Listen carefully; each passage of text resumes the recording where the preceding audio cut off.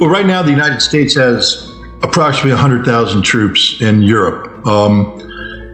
That's not enough to wage a war today. But it's enough for a presence, a tripwire. But if there was a war with Russia, NATO would need to mobilize a considerable amount of combat-capable troops. They simply don't have them today. This 300,000 rapid deployment force exists only on paper at the moment. But one of the problems NATO has is because it's a peacetime military alliance. How do you get troops from the port to Eastern Europe?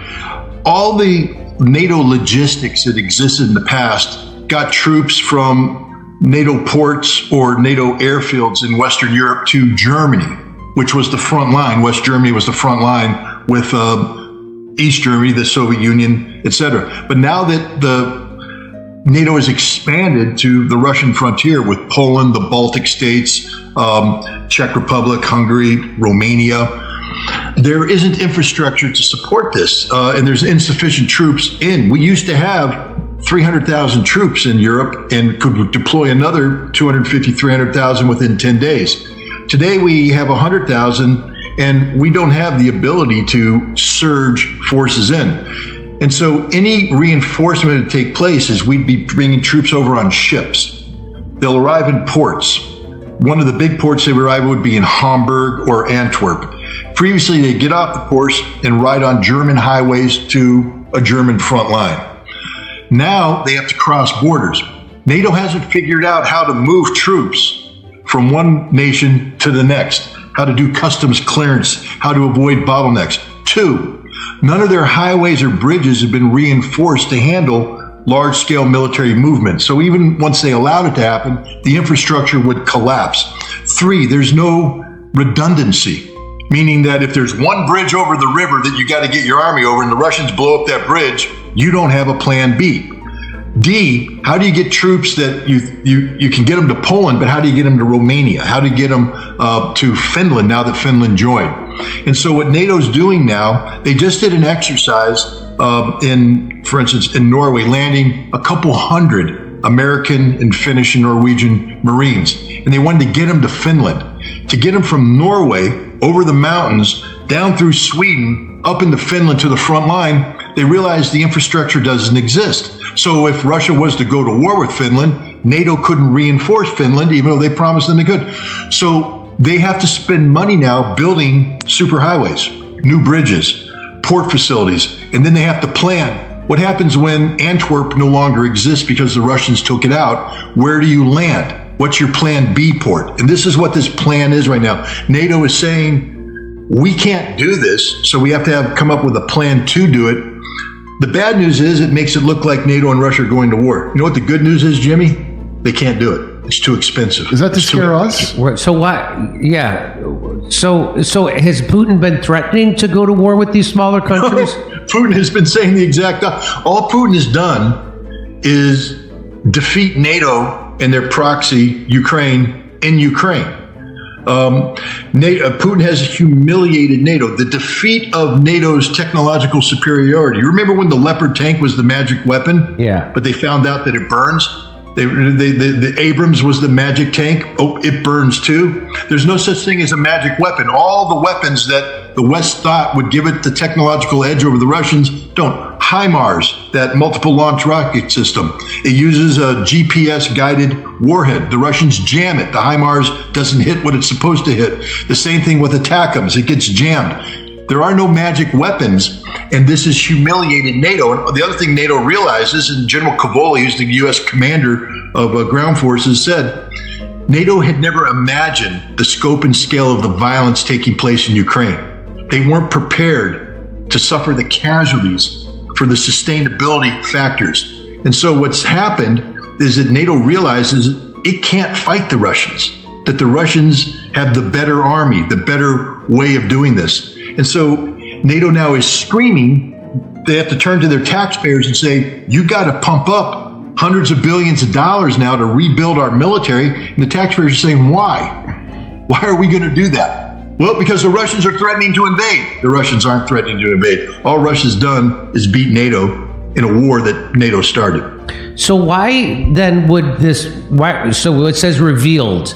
So that means that on purpose, NATO revealed this plan For us to be scared. And who's that? Is that for us to be scared? What's this for?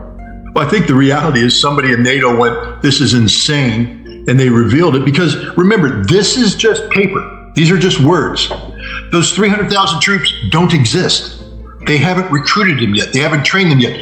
Germany, to give you an example, has said that they're going to expand this battalion they have, a couple hundred men in, I think, Lithuania, to a brigade of 4,000 men. Oh, they're supposed to make everybody scared on that. It may not happen because Germany has to first recruit the troops who agreed to be stationed overseas. They can't just take a brigade out of their army and station in Lithuania.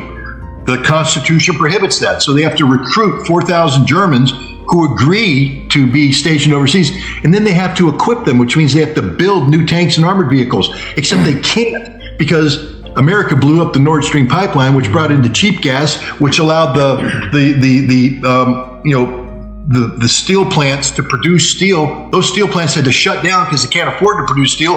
Germany can't make steel to make tanks. They can't make the tanks to build the battalions this is all of NATO is a disaster like this. It's just a one big giant cluster, you know what. And so I think what happened here is somebody looked in there and said, we need to nip this madness in the bud. Let's reveal this plan so that Scott Ritter can mock it on Jimmy Dore's show and kill it. And so that's what this is? So this isn't anything to actually be afraid of? We can't do it. That's like me, Jimmy, that's like you saying, okay, Jimmy, tonight I'm announcing that I'm going to build a space rocket and I'm going to go to Mars. And you're like, oh my God, if Scott goes to Mars, that'll disrupt the universal balance. We're all Scott ain't going to Mars because Scott can't build a rocket. NATO can't do anything that's on that headline. They can't do any of that. So Biden recently gave the go-ahead for Ukraine to go ahead and attack targets inside Russia. Yeah.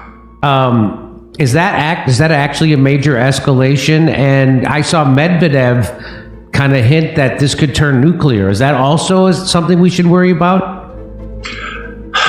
This is where I have to get really, really serious right now because I try to answer things. I mean, I answer it honestly, but like that headline's a joke. So I bring humor into it. You know, the Bulletin of American Atomic Scientists, they have a thing called the Doomsday Clock. And recently they set it at 90 seconds. They say we're 90 seconds until midnight. I'm here to tell you right now that if you were being honest about the Doomsday Clock, you would set it at 1 millisecond to midnight. And what I mean by that is, as you and I are speaking right now, this is the most dangerous situation the world has found itself in since the Cuban Missile Crisis. We are this close to a thermonuclear war. One miscalculation, one mistake. As we are talking, this miscalculation could occur. And the Russians will send nuclear weapons into Europe. We will retaliate, and the world will end within a span of an hour and a half. This is real. I hope everybody listening to me right now goes to bed and shakes and is scared, because you need to be scared. You need to start calling people in Washington, D.C. saying, what the hell are you thinking? Because the whole purpose of allowing the Ukrainians to do this is to bring harm to Russia in hopes that Russia will accept a peace plan coming out of a peace conference that's taking place in a week that isn't going to take place because nobody's going to attend because the Ukrainians are a joke. But we can't admit that, so we give the Ukrainians permission to do what the Ukrainians say they want to do, which is to bring harm to Russia, in Russia. If you go back, Jimmy, just to put this in perspective, go back to, you know who Ray McGovern is, yes. The former CIA guy, great guy. Yes. You know, in the buildup before this became a war between Russia and Ukraine, the Russians actually submitted a draft peace treaty to the United States and said, this is how we could prevent a war, by talking about how to come up with equitable relationships. In the discussion that the Russians had with the United States, they said, what we really fear is that you're going to put missiles in Ukraine and those missiles are going to strike our strategic facilities. Because you see, when the Soviet Union existed, Ukraine was part of the Soviet Union. Right. So all of the strategic things, the command centers, the missile silos and everything, were in the center of Russia, far away from NATO. It took NATO a long time to get there. But if Ukraine joins NATO and you put these American missiles up to the front line, they can now strike Russia's strategic command and control. And Russia said back then before the war, if you put missiles in Ukraine, it will be a war. Jimmy, we put ATACMS missiles with a 300-kilometer range, a 300-mile range, 300-mile range in Ukraine, and the Ukrainians are using them to strike targets in Russia. Targets, the range arc includes command and control, radars, missile silos, nuclear storage facilities. Russia cannot allow this to happen. They can't. It's existential in nature. And if Ukraine makes a mistake, right now as we talk, if Ukraine makes a mistake and fires a missile that hits a Russian command and control center, Russia will nuke Europe. Really? Right now, as we speak. Well, I mean, so doesn't Russia understand that that would also mean the nuclear annihilation of Russia? Vladimir Putin has addressed this. He said, we won't start the war. We have a nuclear doctrine that's quite clear. But if you hit us with nuclear weapons, or if you use conventional weapons that threaten our nuclear deterrence, we will respond. We understand that we will go to heaven as martyrs, but you'll go to hell as the people who started a nuclear war. That's the Russian approach. The other thing that Vladimir Putin has said, and I'm saying this because there's people out there who say, well, Russia's just bluffing. He has gone on national TV and spoken to the Russian people and said, there will be no phone calls. There will be no negotiations. All orders have been signed. All orders have been issued. When the time comes, it will happen instantaneously. Do you think Americans are just so used to living with nuclear weapons and they think that they'll never be used? No, I think what happened is, because we lived with nuclear weapons in the 50s, 60s, and 70s and early 80s, and we were scared to death. I can tell, I grew up there, Jimmy. I was scared. I lived in West Germany. I lived next to a nuclear weapons storage facility. My dad was a commissioned officer in the Air Force at a headquarters. On occasion, he would go into the bunker, which you go into the bunker when you're ready to go to war. He would call my mom and say, gather the kids, because this might be it tonight. The whole world might end. And we would be there because we lived next to the nuclear storage facility that would get hit with a nuclear weapon and we would die. I played football when my dad was in the bunker. They had an Autobahn going by. And you know how when sunlight hits a rearview mirror, hits a windshield, every once in a while you get that flash? Yeah. I'm on the football field looking at flashes on the Autobahn thinking, oh shit, oh, that's it. It's over. As a freaking high school kid, I was scared to death of nuclear weapons because they were an ever-present reality. I learned to respect nuclear weapons, which is why when I was a weapons inspector in the Soviet Union in 1988 to 1990, destroying these very same weapons, I was so damn happy because I said, we're getting rid of these things. We're creating peace and harmony in the world. I might grow up to have children and grandchildren. Yay! And then we went into this period of time where the weapons still existed, but people forgot about them. People forgot to be afraid of them. People don't think they're real. People can't imagine that they're going to be used. I'm here to tell everybody in your audience that the United States, like Russia, has a nuclear war plan. You know how we win the nuclear war? This is the sickest part. By being the largest remaining civilization on the planet. Now, some estimates say that we will be down to 30 or 40% of our current capacity. But as long as we can be the largest remaining civilization, we will continue American global domination in a post-nuclear environment. That's the definition of victory in a nuclear war. And this nuclear war could happen literally right now as we speak because of this. Strangelove. So why do you think there isn't more people screaming with their hair on fire about this to stop the Biden administration from letting Ukraine do this? Well, I tried. I was supposed to speak at the Rage Against the War Machine rally, right. And the libertarians shut me down because I'm a bad guy, apparently. Right.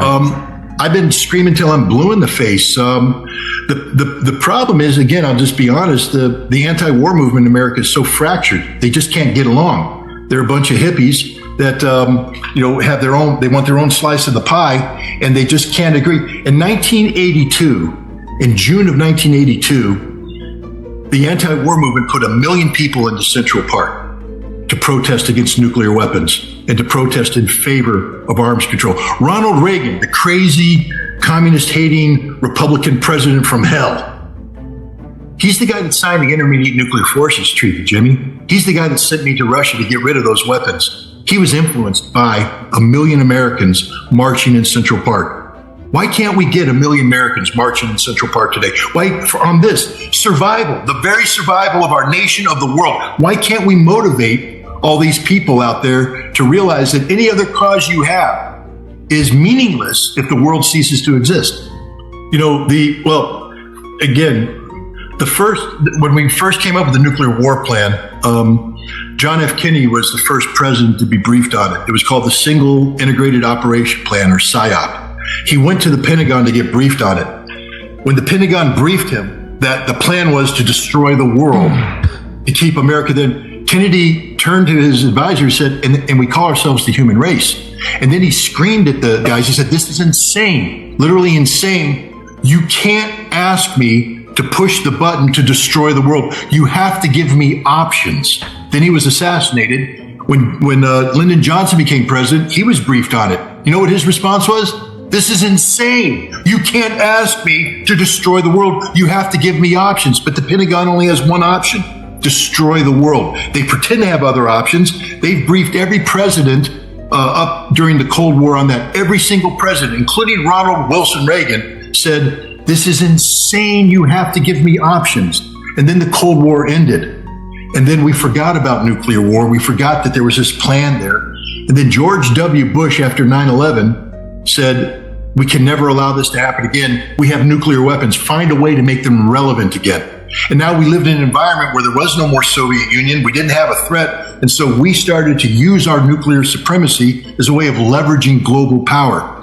And we now have guys who have reimagined nuclear war using the same models that we used back in the 60s. That when we go to war, if there is a nuclear exchange between the United States and Russia and the United States and China, our goal is to keep enough of our civilization intact that we are the largest surviving civilization while we destroy the rest of the world. I would like to ask Joe Biden, because here's the thing, Jimmy, to show you this. Joe Biden knows this because he's been in the Senate, he's been the vice president. When he ran for president, he said, I want to change the nuclear posture of the United States to a deterrence-only model, meaning that it's a single use, that we only have nuclear weapons for one thing. And that's if you drop nuclear weapons on us, we use nuclear weapons against you. That's it, sole use. He promised that he would do this. I went to an INF reunion, Intermediate Nuclear Forces reunion, where all the arms control people, the inspectors, the negotiators were there. And they brought in a senior administration official who asked to remain anonymous. And they were asked the question by us, the guys who got rid of nuclear weapons, who know something about arms control. We said, the president ran on this platform. Why didn't it happen? He's the commander in chief. Why didn't he keep this promise, the most critical promise? And they said, well, the interagency wasn't ready for this. Now, did you vote for the interagency in the last election, Jimmy? Did you see them on the ballot? Interagency? Interagency. So that's the deep interagency. state. That's the group of the Defense Department, the CIA, Department of Energy. Nazis. They basically, the establishment come together in a group, in a cabal, and they control the national security of the United States. The interagency wasn't ready for this. Well, I mean, my God, couldn't the president just say, hey, interagency, you're fired. You're all fired. You're all unemployed right now. And I will hire people that are ready to do this. But Joe Biden backed down because every president backs down because you can't take on the establishment. And that's the problem. Well, absolutely. The irony here, and again, forgive my smile, Jimmy. Sometimes things are just so ridiculous that you have to smile. And if you don't find humor in life, you go insane. But the irony is all these guys who have fallen in love with nuclear war now, they think that all that infrastructure still exists. They think they're going to live. But what they don't realize is when the Cold War ended, we stopped funding that. I used to train as a firefighter in hazmat response. We would do railroad rescue operations in one of these places where they used to have a train line going into a tunnel into a mountain, where they would take all the congressmen and everything in there to hide. Well, they shut that facility down. They haven't been maintaining it. It's mothballed. And we've been using those tracks to train on derailment. And these guys believe that if they have a nuclear war, they're going to get on a train and it's going to take them someplace to live. They're going to show up in one of these facilities and realize that the filters haven't been serviced. And radioactivity is going to come down. They say, well, that can't happen. You guys didn't fund the servicing of the filters. The water supply hasn't been replenished. You're all going to die. And I just hope that I'm still alive when the flash comes in their head that they screwed up, that they thought they were going to be part of the 30% to survive. And the realization is nobody survives because nobody's ready for what a nuclear war is going to bring on this world.